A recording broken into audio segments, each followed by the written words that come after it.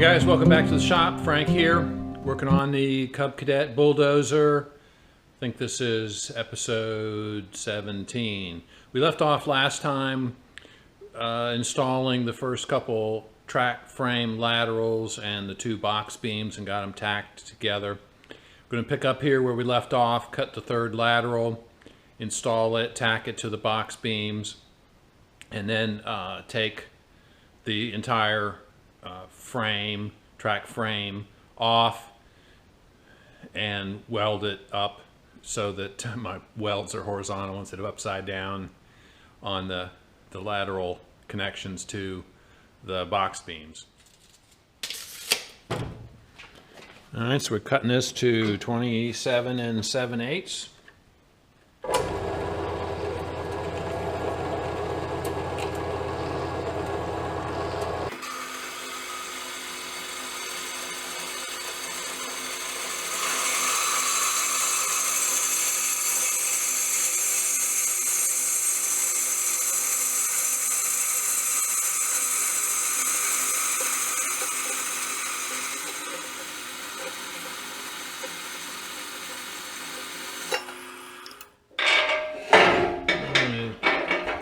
Get these U-bolts started.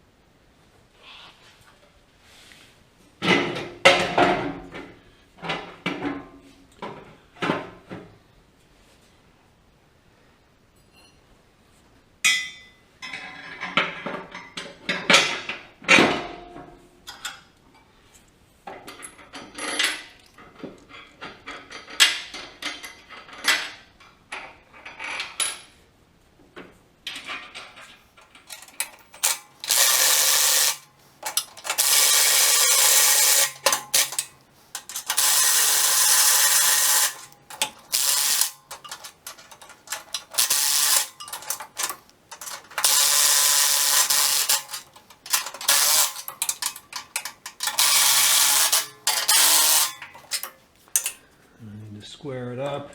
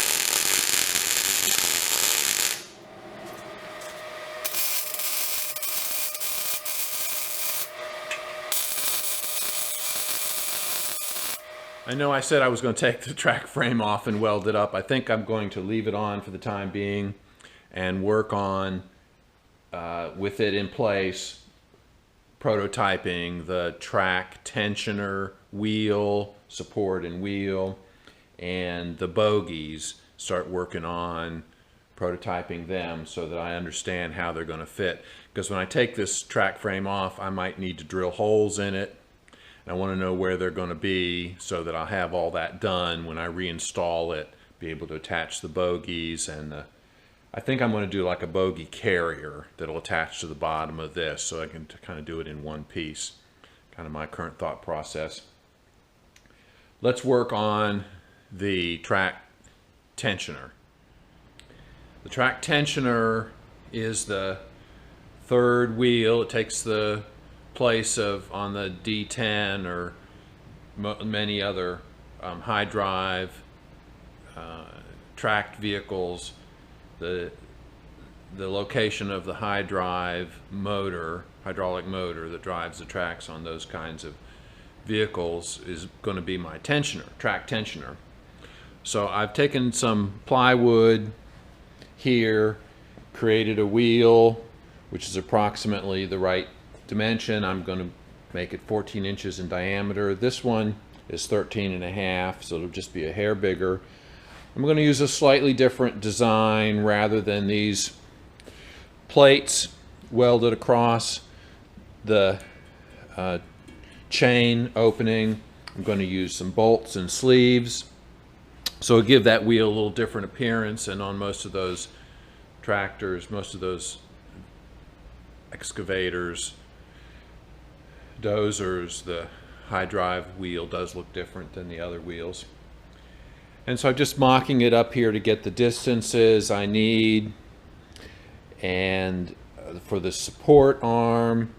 And then I'm going to use one of these tractor upper links for 3-point hitch upper link to tension, to create tension in the arm. So I've spent quite a bit of time over the past day modeling all the components for this. So I'm going to spend some time cutting out some parts and doing some testing, hopefully assemble a wheel. I bought a bunch of hardware, bolts, so I've got a whole bag, about 25 pounds of the bolts I need to put the wheels together. So we'll get working on that. I think we'll fire up the plasma table here.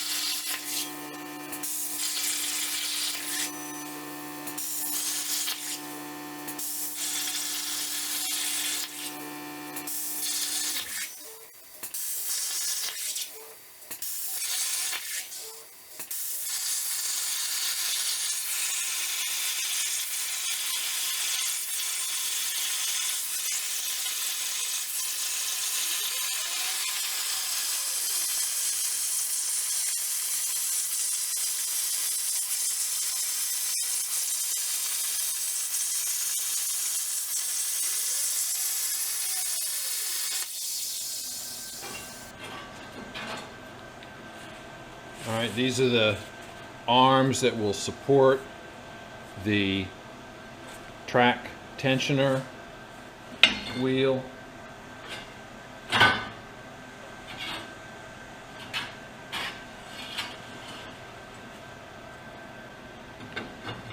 have a web that runs between these two, holds them apart, and I took somebody's advice. Somebody made a comment a couple of weeks ago that if I cut tabs in the components, they would fit together better. So I've cut a web, modeled a web, which I'm hoping will fit in these slots and connect these two. they're about 4.5 inches apart. And then at this end, got the holes for a flanged bearing, which will go on here and will hold the shaft that the track tensioner wheel will run on. Okay, so let me move the metal over and we'll cut the tab.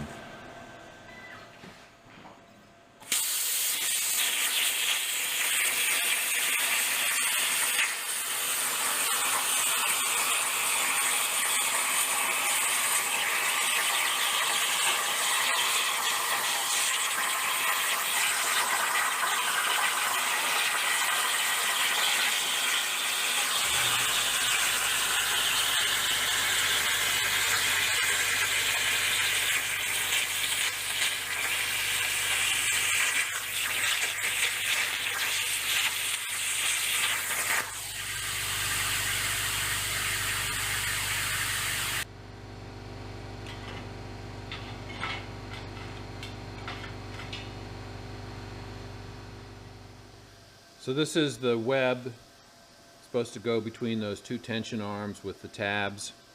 We'll see if these fit. Go over to the table and take a look.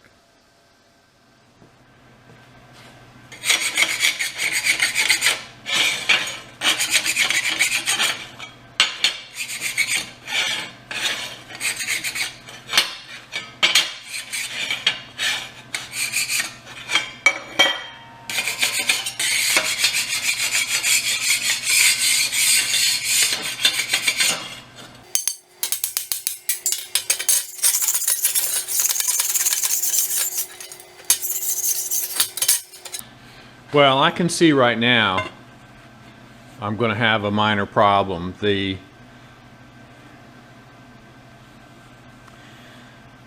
bearing flange bolts are 3/8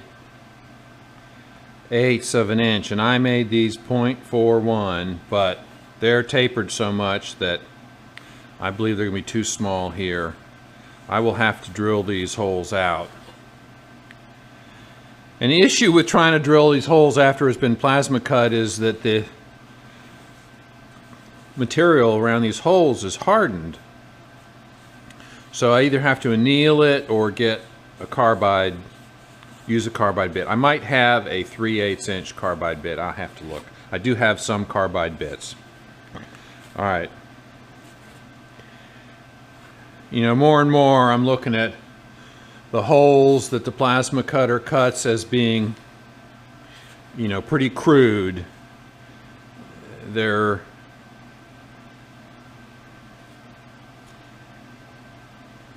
you know, the sides of the hole are angled quite a bit. So I don't know how in the long run that's going to work. I'm going to need to drill my own holes. I mean, I considered that, but these holes are not that critical. This is just a clearance hole. Nothing touches it. 1 inch shaft goes through it. It's supposed to be 1.25 inches. So that should be fine. These are just bolt holes. So the bearings are self-aligning, so even that's not really critical. This is for a shaft to rotate. I mean, it'll just be to tension it and hold it. So again, this is not critical, but I would like it to be reasonably close to the proper diameter.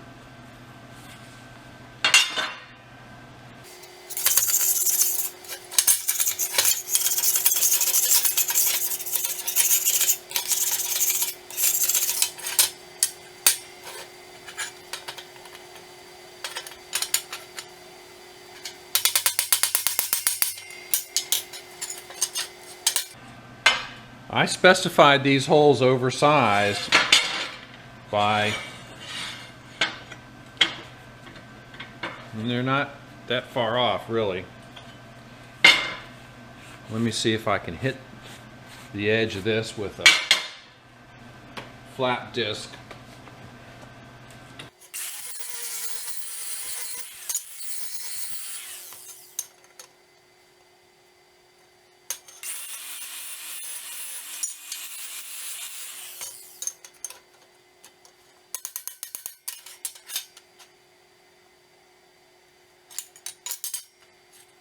Well, I think that will fit, but it will take some grinding to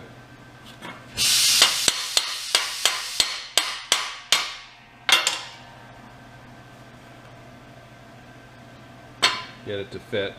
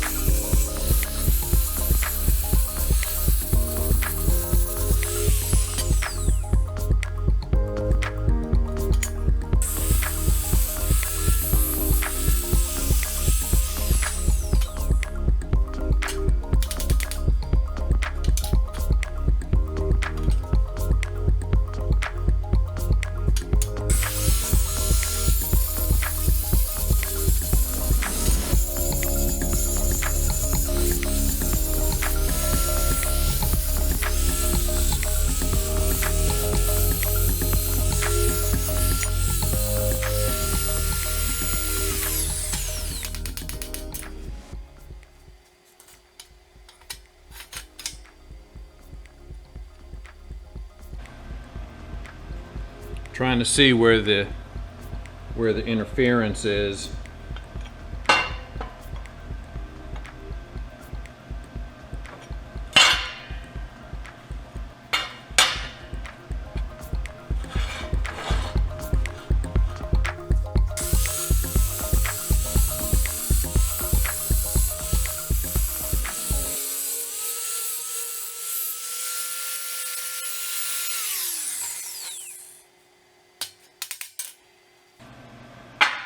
Alright, well that went together finally. So that fits together.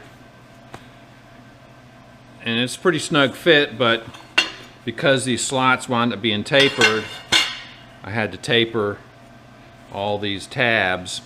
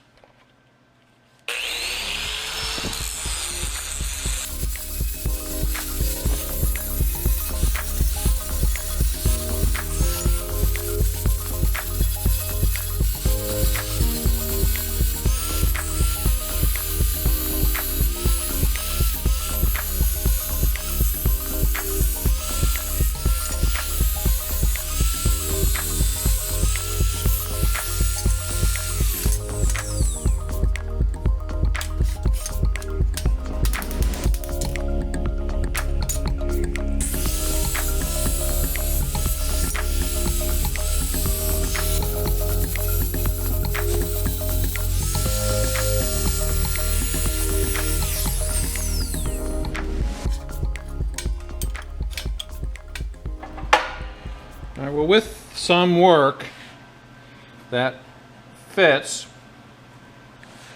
So I mean, it's not a bad idea to do that. I think just I have to recognize that the slots are going to be tapered.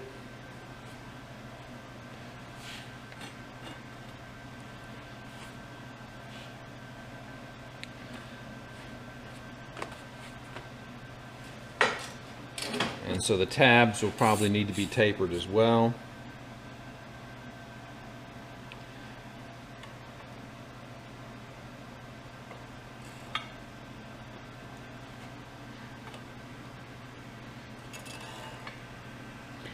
Probably still need to maybe some assistance to the setup. It certainly will help some, but it won't be a complete solution to aligning the two halves. All right, so the tension wheel axle will fit right here. The tension wheel will rotate right here, and then this pivot point will be down on the box frame, and we'll have a little mount here for one end of the top link, adjuster, and the other piece for that, the other pivot point, will be attached to the box frame. So the next thing I need to do is cut out the components of this idler wheel, or the tensioner wheel, and we'll start working on that. I'm not going to weld this up till I get those components cut out and make sure everything fits before we do this. Here we're going to cut out the pivot brackets that hold each end of the top link.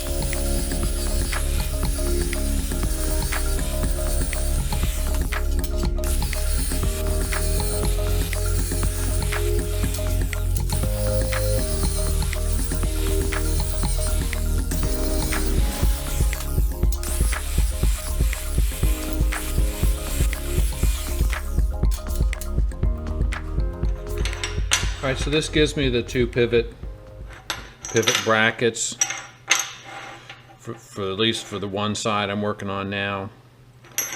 And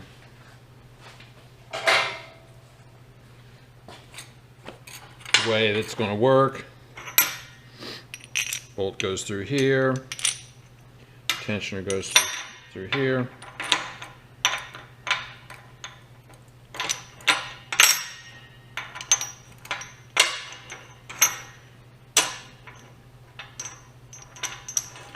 Welded together like that. Nut goes on there, so that holds that end of the top link tensioner, top link arm. I call it a top link because that's what it is for a tractor's 3-point hitch. It's to adjust the length of the top link on a category 1. This might even be for category 0.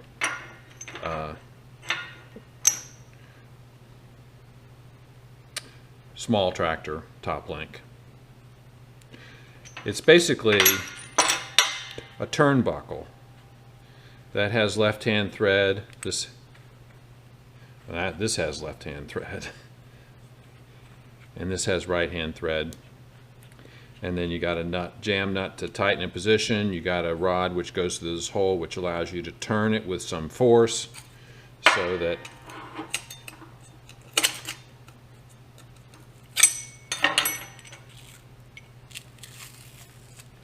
you can apply some tension to it. And it looks like you need to knock that through. It's upset here. So you just need to knock it through, and then use that to apply tension. I don't know that I'll need that to apply tension, but in any case, this is what will tension the lever this arm out to tension the track. I'm going to cut some short pieces of tubing to fit between these two halves, so I can put a nut on here and pull it to the right dimension so I know that it lines up properly. So I'm going to cut a piece of tubing to put over this bolt so that these two pieces are held parallel to each other. I'm getting ready to cut the discs for the tension wheel. Got the G-code loaded up in fire control. Got a full 4x4 sheet of 1/4 inch steel on the plasma table. I used my davit crane to put it on the table. That's the first time I actually tried to put a full 4x4 sheet on the table, and it worked okay. I mean, it's not perfect. It would be great if the crane had another 6 or 10 inches of reach, but it worked okay. Certainly I couldn't do it by myself. I think it, weighs 250 pounds, something like that. Okay, I'm getting ready to cut the first of the two idler wheels. I'm going to cut both of them here in quick succession, and then I need to cut a small spacer, and we can start assembling the tensioner wheel. Sorry if I said idler wheel. Tensioner wheel is what I mean.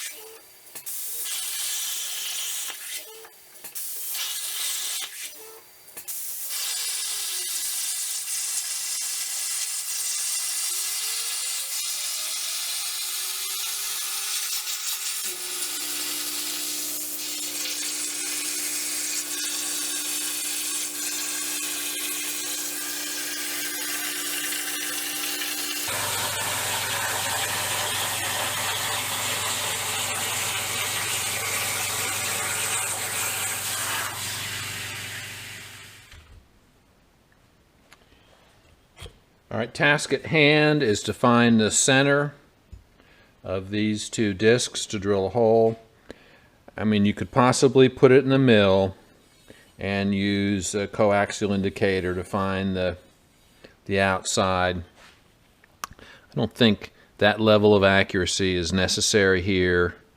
This wheel will be turning just a couple of, maybe 10 RPM or something, and it's just as easy and plenty accurate to use these holes, which are spaced equally around the perimeter.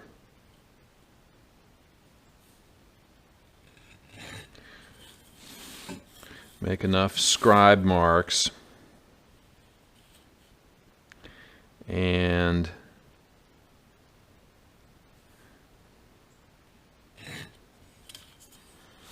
you're going to find the center.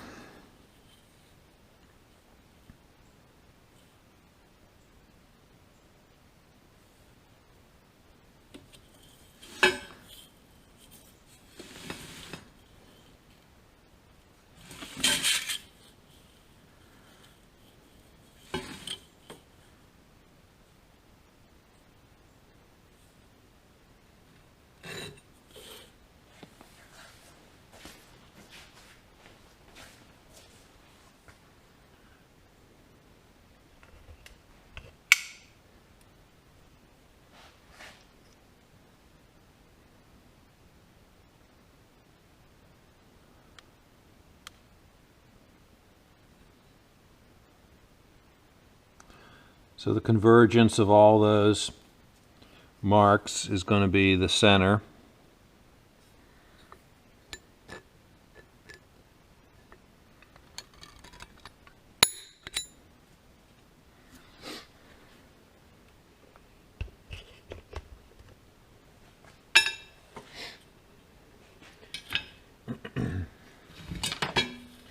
And being a low-speed wheel, this is plenty accurate enough. I'm going to drill 1-inch diameter holes. Need to figure out how to hold this plate on the table. I guess the same way we did the. If I could do both together.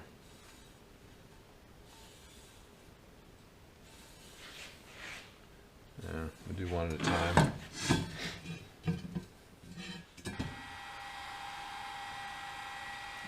Alright, so we're going to get on the center here.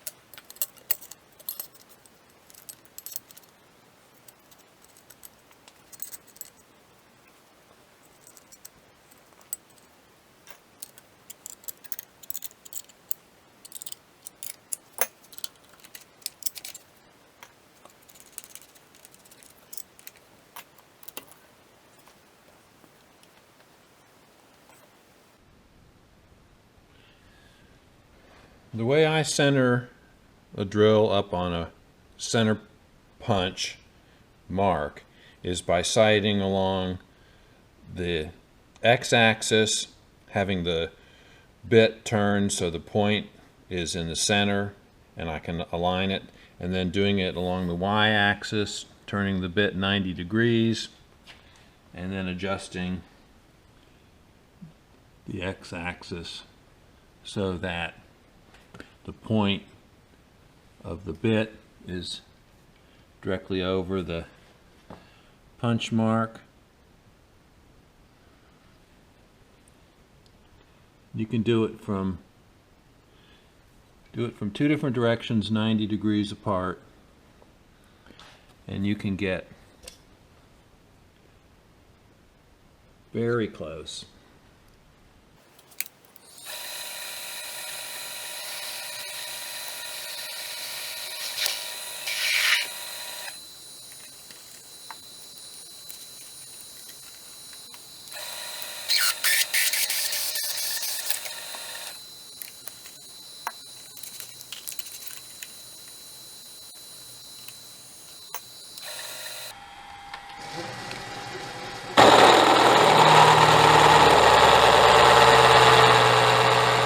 Been frustrated a little bit lately by what seems to be a significant reduction in accuracy between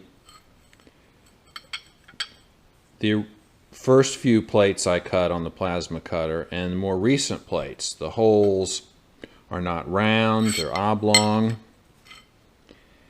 and it bothered me, and I started thinking, there's some inaccuracy. I mean, nothing's changed except the usage. And I went over to the plasma cutter and checked the z-axis, and darn if it wasn't loose.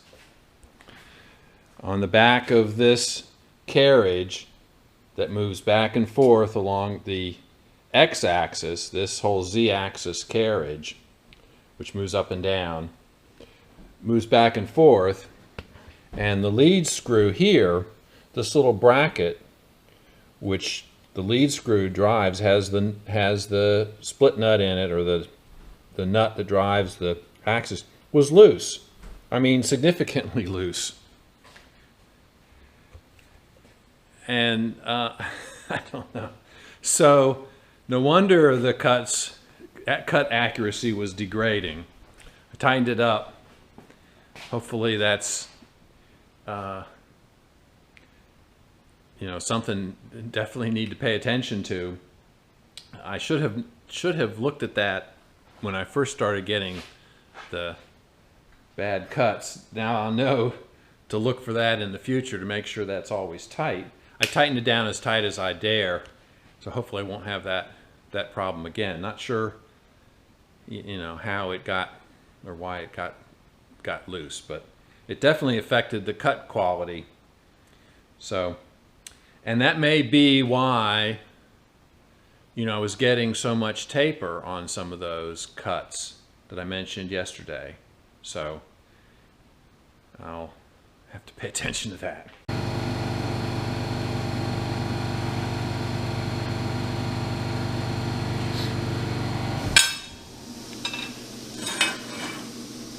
So either as a result, I guess, as a result of having that carriage on the loose, I wound up with, a couple of issues on these two plates, and this hole wasn't completed.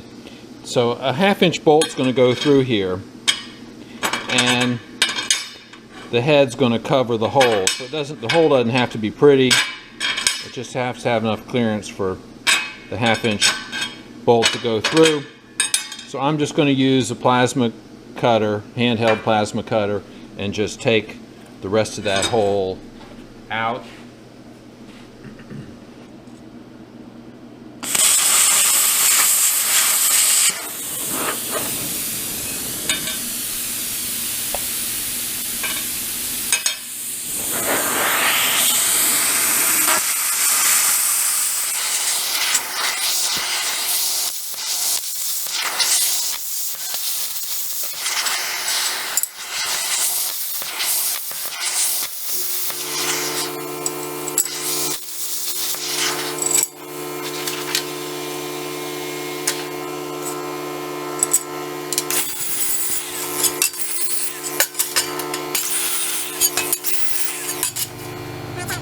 Alright, so those holes will be covered by a bolt, so it should be okay.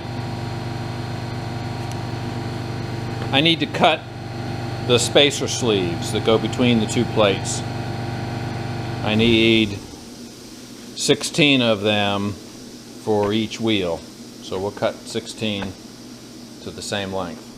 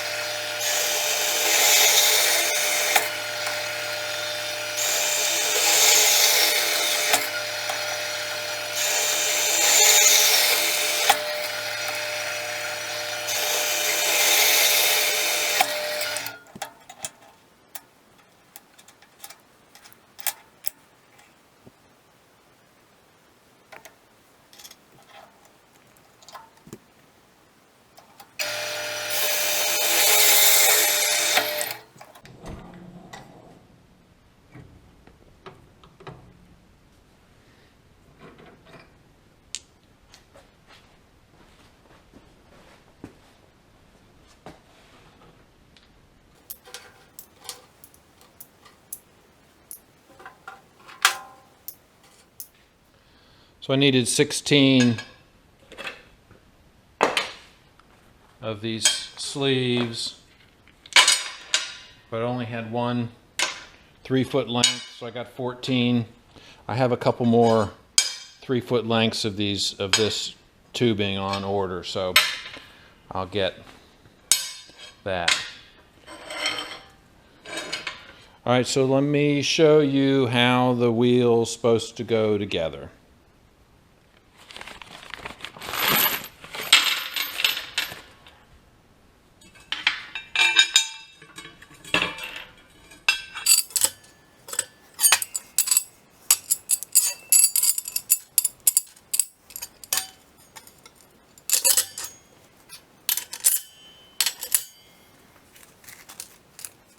Got my brew came in the shop. Come here, brew.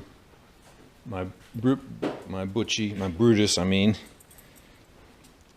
This is Brutus. Say hi. Where's Butchie? Huh? Where's Butchie? Did you find Butchie?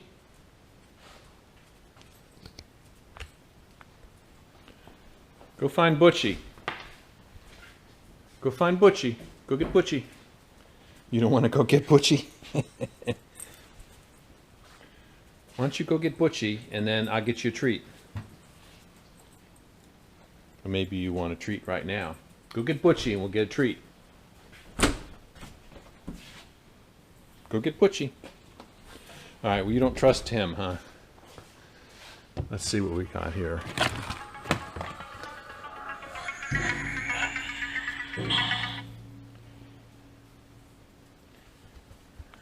I must get 20 spam calls a day. So, sit. Oh, there's Butchie. All right. Let me get you a treat too. Got to open another bag here. Okay, just a minute. Open another bag. There you go. There's one for Butchie and one for Brew. Good puppies. That's it. One little treat. That's all we get out here.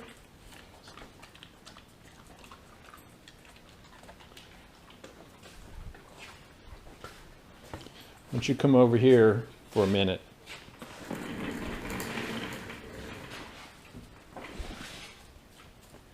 Here's my butchie.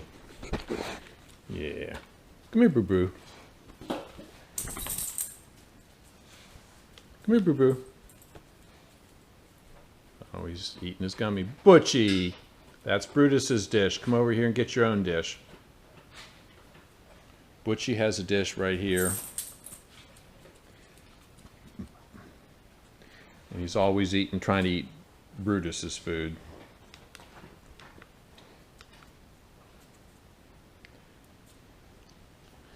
Always trying to eat Brutus's food. Yeah. You being a good boy? You causing any trouble outside?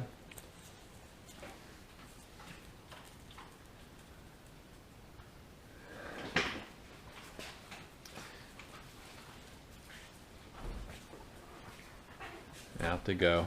All right, let's go back to the workbench here.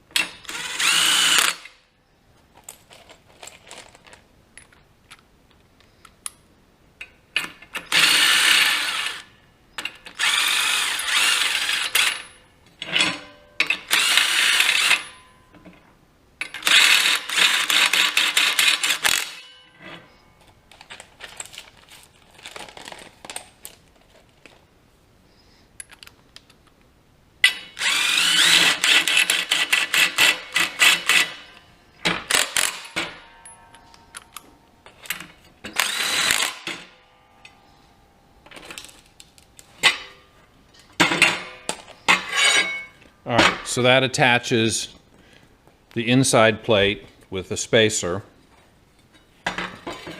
Remember, I need 2.5 inches between these two plates.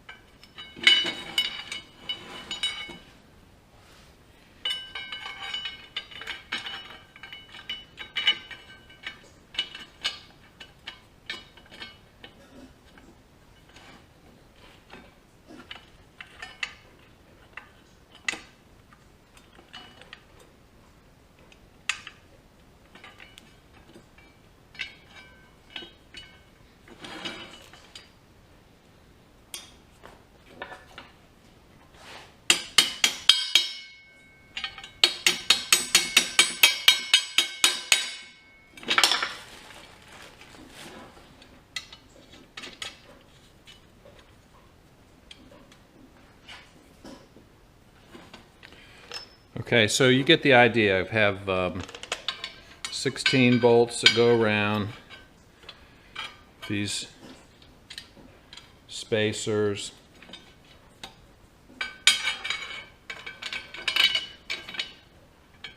Between the two plates.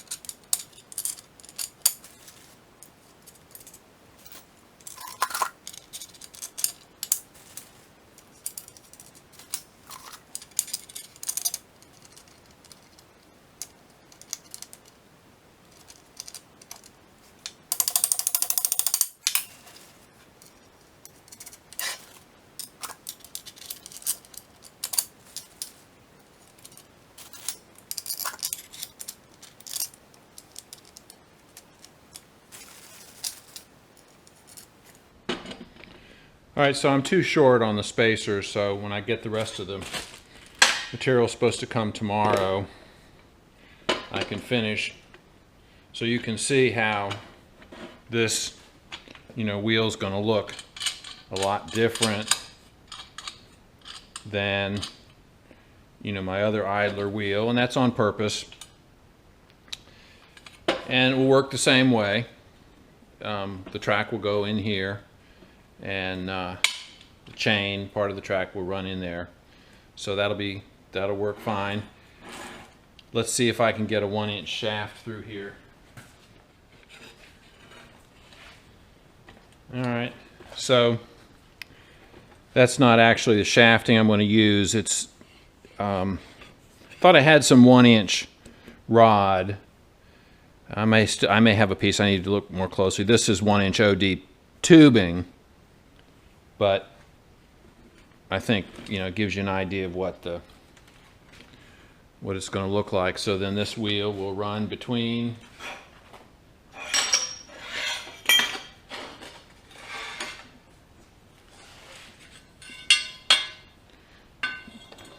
bearings on these two plates.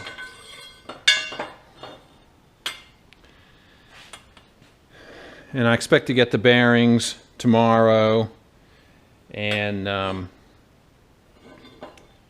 be able to install them, and and also the 1-inch round stock.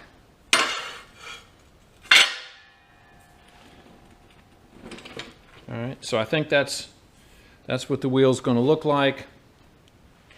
Get the rest of the spacers. Then we'll tack this bracket together and assemble this. I've got some more spacers to go on here. So I've got one of these collars on each side. And the plan is to weld the collar to the plate to give more support for the shaft. Then it has a set screw, and I can just tighten that set screw, and that will lock the wheel to the shaft, and then the shaft turns on bearings.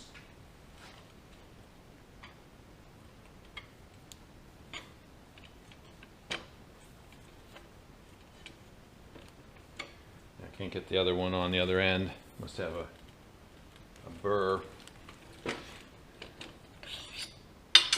So you can see that's how this wheel is going to mount.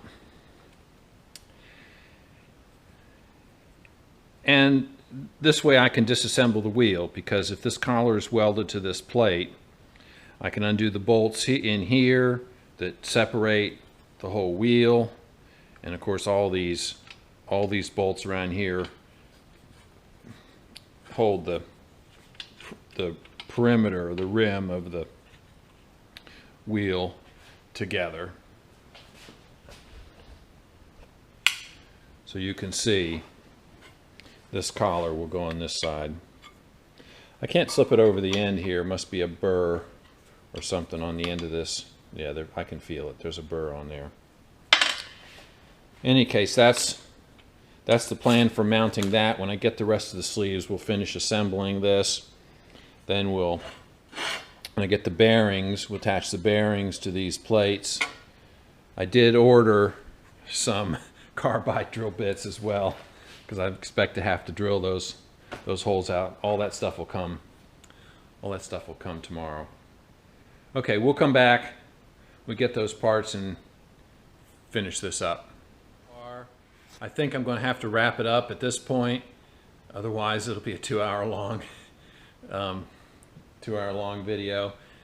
We'll come back next episode, finish up this track tensioner wheel, make some progress on the assembly of that, attach it to the box beam, and install the top link tensioner, and then we'll run a chain around the whole assembly, adjust the position of the tension wheel so that we have an even number of links going around, and then that will allow us to just figure out what the total length of the track will be, how many track pads I need, and then we can also cut out the other tension wheel and assemble it, and the other wheel support arm.